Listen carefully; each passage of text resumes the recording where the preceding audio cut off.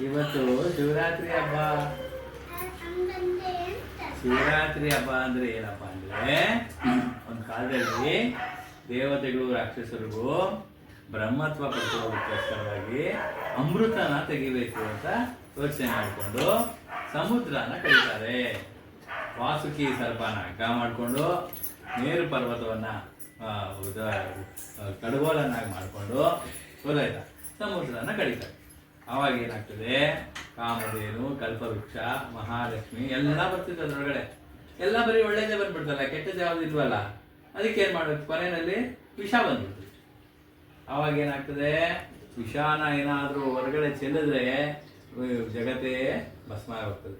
ಅಷ್ಟು ಅಂತ ಕಾರ್ಕೋಟಕ ವಿಷ. ಸೊ ಅದನ್ನ ದೇವತೆಗಳಾಗ್ಲಿ ರಾಕ್ಷಸರಾಗ್ಲಿ ಯಾರೂ ಅದನ್ನ ಸ್ವೀಕಾರ ಮಾಡ್ಲಿಕ್ಕೆ ತಯಾರಾಗಿರೋದಿಲ್ಲ.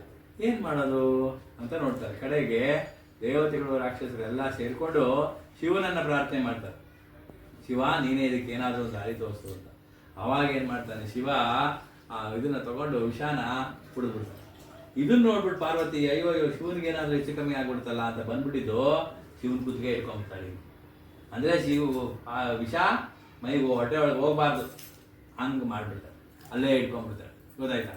ಸೊ ಅವಾಗ ಏನ್ ಮಾಡ್ಬೇಕು, ಶಿವ ಏನಾದ್ರೂ ನಿದ್ದೆ ಮಾಡ್ಬಿಟ್ಟ ಅಂದ್ರೆ ಒಳಗಡೆ ಹೊರಟಾಗ್ಬಿಡ್ತದೆ. ಅದರಿಂದ ಶಿವನನ್ನ ರಾತ್ರಿ ಪೂರ್ತಿ ಎಚ್ಚರವಾಗಿರಿಸ್ಬೇಕು ಅಂತ ಅಂದ್ಬಿಟ್ಟು ಎಲ್ಲಾ ಭಕ್ತರು ಸೇರ್ಕೊಂಡು ಏನ್ ಮಾಡ್ತಾರೆ, ಶಿವನ ಧ್ಯಾನ ಮಾಡ್ತಾ, ಗೊತ್ತಾಯ್ತಾ, ಶಿವನ ಆರಾಧನೆ ಮಾಡ್ತಾ, ಶಿವನ ಹಾಡುಗಳನ್ನ ಆಡ್ತಾ ಅವನನ್ನ ಜಾಗರಣೆ ಮಾಡಿ ಬಿಡ್ತಾರೆ. ಸೊ ಅವಾಗ ಏನ್ ಮಾಡ್ತಾನೆ, ಶಿವ ಏನು ಆಗಿರ ಉಳ್ಕೊಂಡ್ಬಿಡ್ತಾನೆ. ಅದಕ್ಕೆ ಇದನ್ನ ಶಿವರಾತ್ರಿ ಅಂತ. ಈ ಹಬ್ಬದಲ್ಲಿ ಊಟ ಮಾಡೋಂಗಿಲ್ಲ, ಉಪವಾಸ ಇರಬೇಕು. ಯಾಕೆ ಅಂತಂದ್ರೆ ರಾತ್ರಿ ಎಲ್ಲ ಜಾಗರಣೆ ಮಾಡ್ಬೇಕಲ್ಲ, ಅದಕ್ಕೋಸ್ಕರ ಉಪವಾಸವಾಗಿದ್ದು, ಗೊತ್ತಾಯ್ತಾ, ದೇವರಿಗೆ ನೈವೇದ್ಯ ಮಾಡಿದಂತ ಫಲಾಹಾರ ಬೇಕಾದ್ರೆ ಒಂಚೂರು ತಿನ್ಬೋದು ಅಷ್ಟೇ ಹೊರತು ಬೇರೆ ಆಹಾರ ಅಂತ ಏನು ತಿನ್ನೋಂಗಿಲ್ಲ. ಬರೀ ಹಣ್ಣು ಗಿಣ್ಣು ತಿನ್ಬೋದು ಅಷ್ಟೇ ಹೊರತಾಗಿ ಬೇರೇನು ತಿನ್ನೋಂಗಿಲ್ಲ. ರಾತ್ರಿ ಎಲ್ಲ ಜಾಗರಣೆ ಇದ್ದು ಶಿವನ ಭಜನೆ ಮಾಡ್ತಾ ಇರ್ಬೇಕು.